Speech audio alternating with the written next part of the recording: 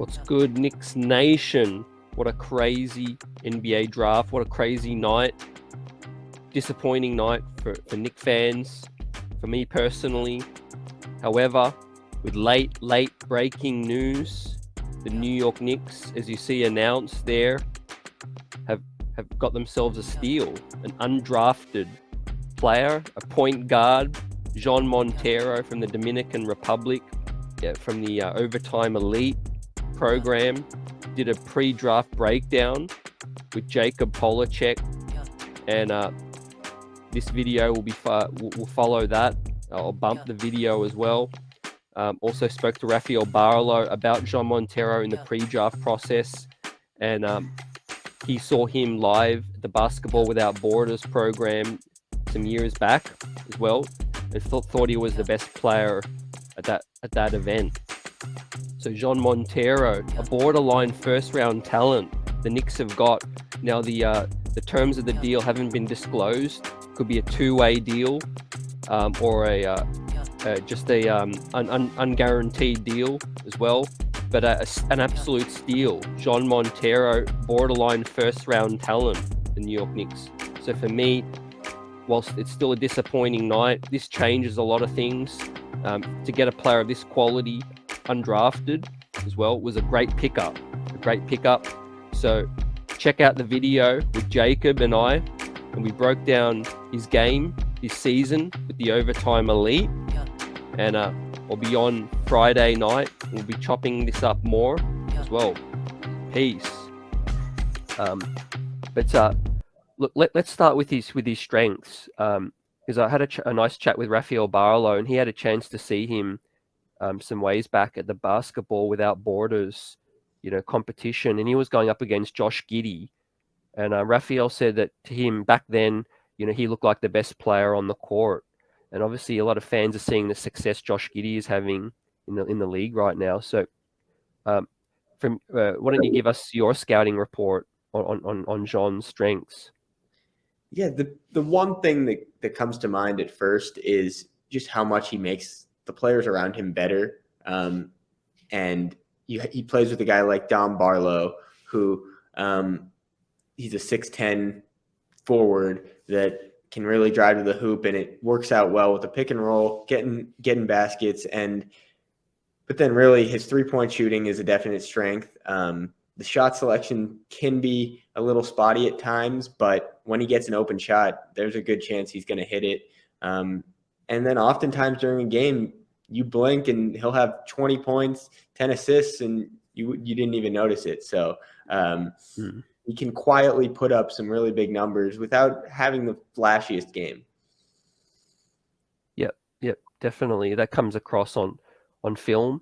The Knicks have a need at point guard, and a lot of fans of, the Knicks have had guards that can fill it up. So there is some concerns whether Montero is just a scoring guard. But for me, the highlights I'm seeing in a very underrated aspect, I think he makes great reads, facilitating wise as well.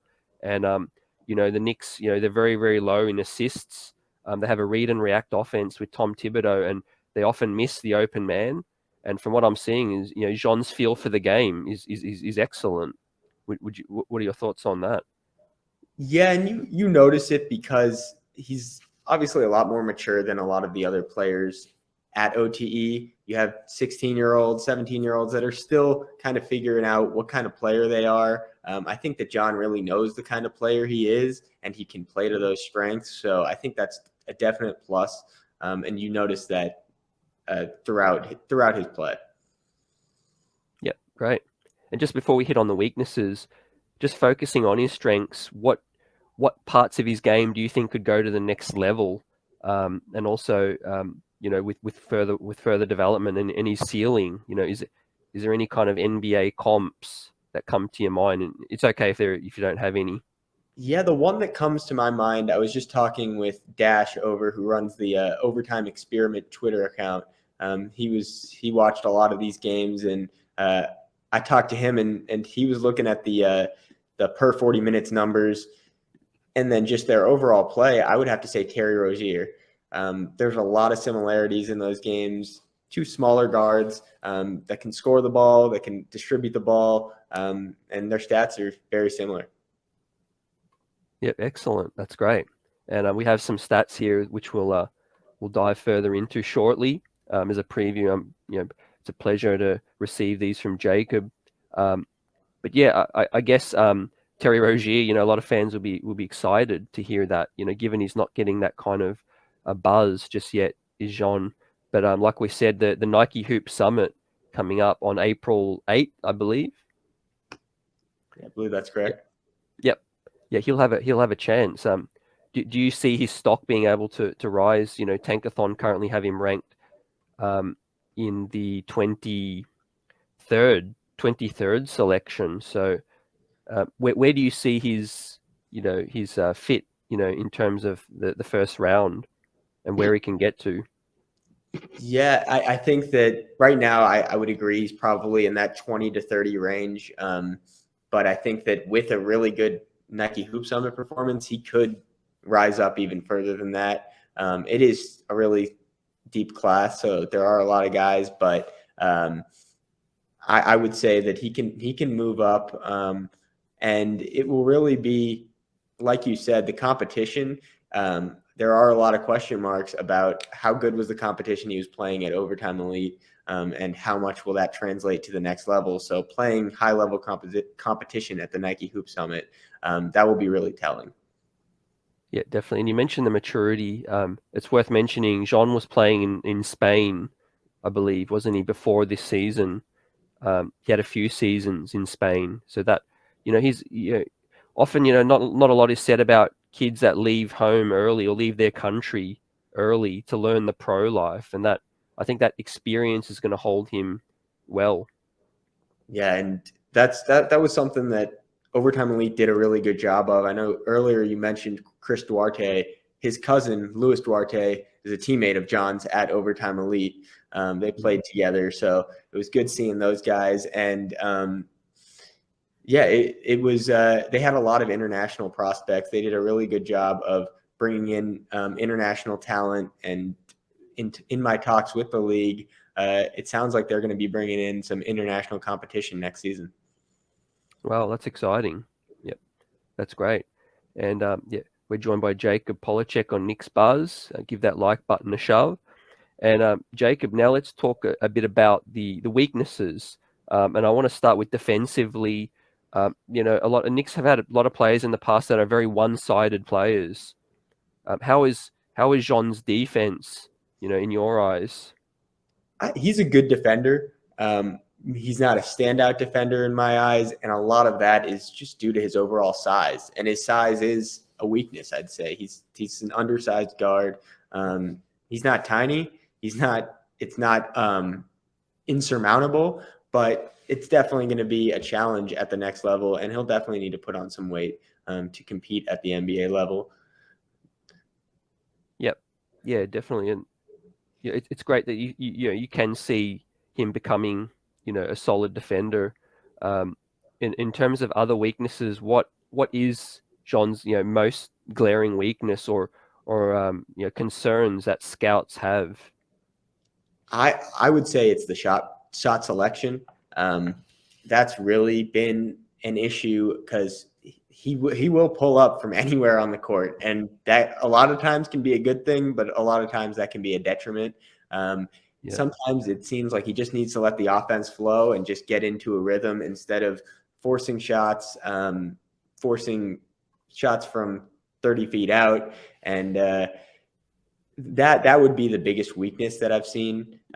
But at a lot of times, if he can start knocking those down consistently, he could turn that weakness into a strength pretty quickly. Yep. Yeah, no, that's that's something that bears watching. Yeah. And obviously, like we said, the Nike Hoop Summit. Do you see there's a possibility he'll shut it down after the Nike Hoop Summit? Or do you think they'll be bold and they'll, do whatever they can to boost his stock? Or I guess, be selective with workouts. He's represented by Clutch. Yeah, I know that everyone wants to talk about Clutch and how there's a chance he's not going to participate. He's not going to participate in the 5-and-5s, all of that. I don't know what he's going to do. I think that it would help him to participate just because, like I said, he didn't have a ton of that competition he didn't have any of the competition against the guys that are in this draft class, aside from his teammates. And so having him get that experience and having him show that off in front of NBA scouts, I think that would be a positive. Yep. And also, like we said, being a mystery prospect, like Josh Giddey was somewhat of a mystery playing down here where a lot of scouts couldn't see. Now, that could go either way. That may not necessarily mean that they're not above some of the level competition. If anything, it could be a team getting a steal, which is why it's so important, which is why I'm so excited to be talking to you about it, because you've seen firsthand up and close with this season at the OTE. And in your eyes, any other weaknesses, I guess, that are be it big or small, that you feel like may restrict his ceiling at the next level? One small weakness that I might note is he can sometimes fall into a rhythm of I can't think of the word, but just it gets where you may not see him putting in as much effort as he can. And I think that he can kind of play down to his competition sometimes, especially when he's playing against high schoolers when they're blowing out a team by 40. That can be a given, but there were times when I'd like to see him maybe put in a little more effort. But then when there were big games, you saw him rise to the occasion. That's good to hear. That last point you mentioned, because like the topic we can talk about. Did he face good enough competition there to improve? And if he does come to New York City, it's obviously a huge market. He'll be probably trusted with running the point, probably even off the bench. But yeah, to be able to rise for those big games and that small weakness you mentioned, do you feel like that is just a selective thing, or is that a motor thing? Do you think is there any issue with his motor? I don't believe there's an issue with his motor. I saw it more as a competition thing in that he didn't need to put in as much effort to get by this high school team that's kind of full of guys that are 3 years younger than him that are still in high school. So I didn't see it as a motor thing, but you never really know. Yep. Yeah, absolutely. Well, I appreciate you delving into some of the weaknesses. What I'll do is I'll bring up some of the stats that we've kindly been able to get, and looking at the total traditional stats for everyone to see. You can obviously see 3-point shooting is somewhat of a concern. How did you see his shooting from deep? Yeah, I think that really ties back to the shot selection. A lot of times when he's open from right outside the 3-point line, he's going to knock it down. But when he's pulling up from a few steps back from the 3-point line, not in the flow of the offense, a lot of times those aren't going to go in. So I see, looking at those 3-point numbers, I don't see that as an indication of how he can shoot. I see that more as an indication of his spotty shot selection. Okay. Yep. Because look, you do see the attempts. So he shot 155 attempts this season. And you see it in comparison to every other player on the team, basically. And to be fair, he is the point guard. He has the ball in his hands a lot more than any of those other guys. But yeah, he could cut back on the threes a little bit. Yeah. Well, like you said, he carried the team in terms of points, like 394 points in a 23 game season. He was the team's leading scorer. Was tasked to distribute and score. You see the assists, 108. Yeah. And he's looking at those guys that are pulled up there, and a lot of the starters around him weren't shooters per se. I know guys like Dominic Barlow really improved his shooting this year, but he's still a 6'10" forward that prefers to go to the hoop. And he played with a guy, Luis Duarte, who's more of a shooter, but Luis didn't see the court as much as those guys. So he was asked to take a lot of the scoring load. Yep. And let's have a quick look at defensively. 80 steals. How did a lot of those steals come about? Were interceptions or or 1v1? A lot of 1v1. He was a pest. He would get up in guys' grill and he would have just a lot of steals, and a lot of those would just, once he gets one, guys get flustered, and it's hard to uh, play against him. So a lot of those can happen in a rhythm, and his ability to play one-on-one and get steals, that was a definite strength. Okay, that's great. Yep. Obviously his experience, savviness playing against pros in Europe, size-wise, do you feel like he is a legit 6'2"? I would say so. Yeah. Yep. Like he looked a legit 6'2", maybe 6'1", but I would say 6'2". Yep. And sort of speed off the burst and vertical and leap. Just as a general athlete, do you see him getting to the cup, with ease at the NBA level, or needing a screen to get separation? I probably needing a screen early on. I know that it's hard for any rookie to come in and get to the cup without any sort of screen, playing ISO ball, but I do think that he can develop into a guy that can get to the hoop with or without a screen. But I do think coming into the league, there will be an adjustment like any rookie. Yep. And just lastly on the defense, personal fouls. It's good to see he wasn't in the top 2 in personal fouls. So was he, sort of smart on that end? I guess not picking up ticky-tack fouls. Yeah, he was very smart on that end, and it's even more impressive when you consider he played tied for the most amount of minutes on that out of those 5 guys there. So he was very disciplined on the defensive end in terms of drawing or fouling players, and he avoided getting into foul trouble. There were rarely games when you'd look at the score sheet and be like, "Oh, he's in trouble fouling out." That was few and far between. Yep, great. And what is his go-to move or his number one offensive strength? Yeah, the pick and roll, getting to the hoop, that's a big one. Then just the pull up 3, that was definitely a go-to, especially towards the end of the year. If he saw a defender lacking and not giving him the respect that he deserves, then he was going to pull up from 3 and a lot of the times knock those down.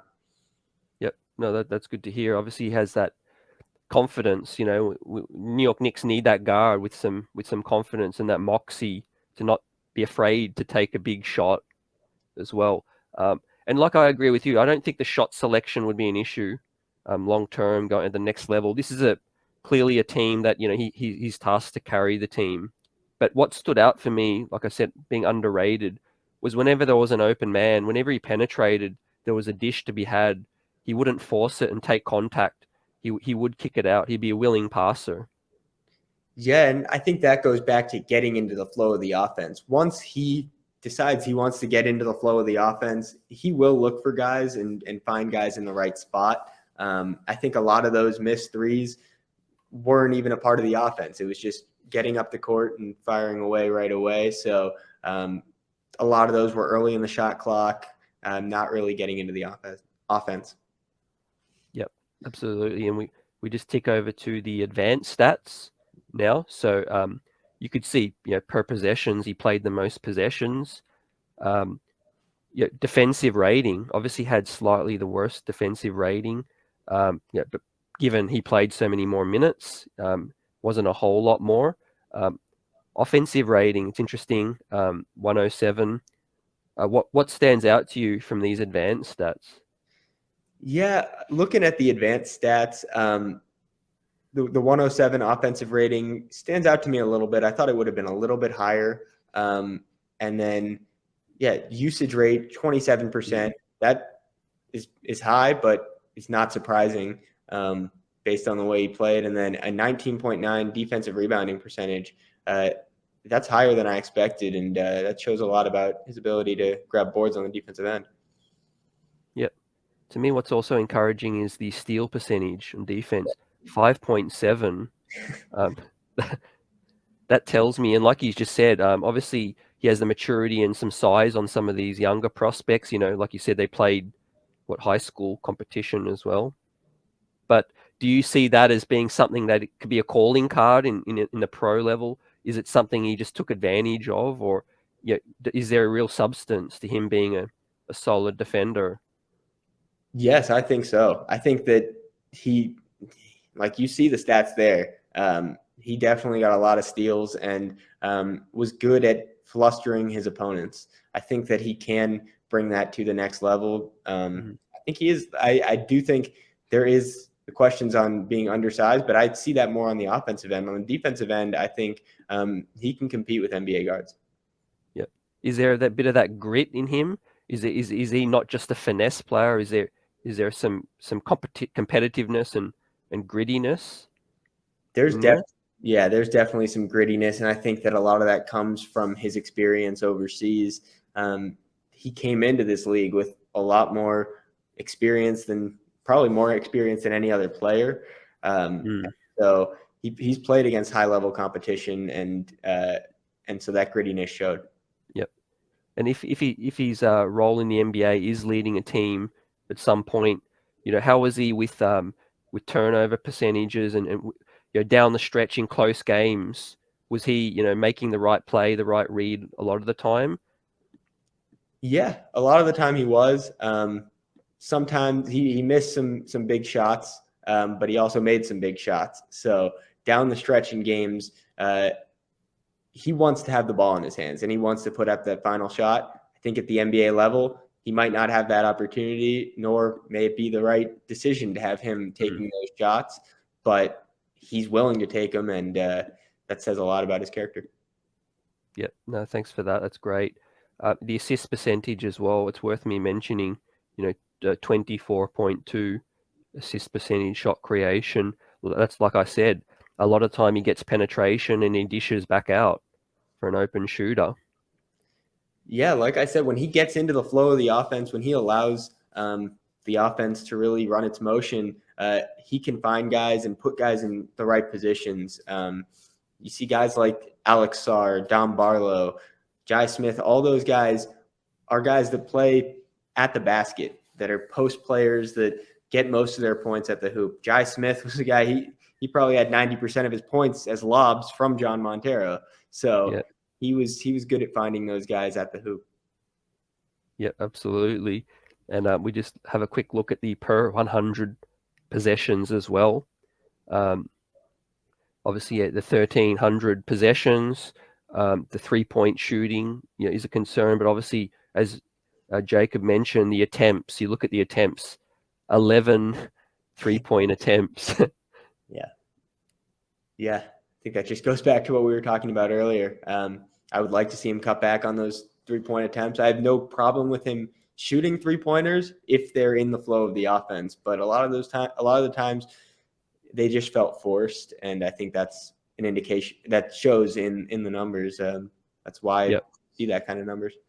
And the shot creation, basically 8 assists to the 4.6 turnover ratio.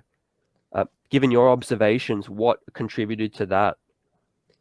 I think a lot of that is just having the ball in his hands all the time.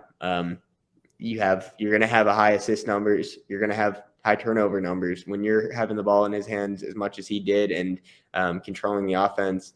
The entire offense runs through him, and so you're going to see really high assist numbers. You're going to see really high turnover numbers, but I think it's interesting to see that his his turnover numbers were lower than his teammate Jazion Gortman, who was on the court a little bit less. Yep. And of course, we mentioned the steals. 6 steals per 100 possessions. That's elite. And I guess now that we've had a look at that, Jacob, he's projected to be in the late first round. Do you see is any chance he could get into the lottery, or do you think it's most likely he'll stay 20 and 30? Yeah, most likely I see him in that 20 to 30 range. But if he has an incredible showing at the Nike Hoop Summit, if he plays great at the Combine and participates in all the drills that he's expected to, or people want him to. He has the chance to move into the lottery, but I would still expect him to fall in that 20 to 30 range. Yep. And is there any kind of NBA teams that would be ideal fit or an ideal role for Jean Montero, for him to have his best foot forward in the league when he does get drafted? What do you think's an ideal role for him, in his first rookie seasons? Well, going back to what I said with being in the 20 to 30 range, I think that could really be a benefit to him, because then he goes to a team that is a contender, that probably has a good starting point guard. I was looking at the Miami Heat. I think that would be a really good fit for him.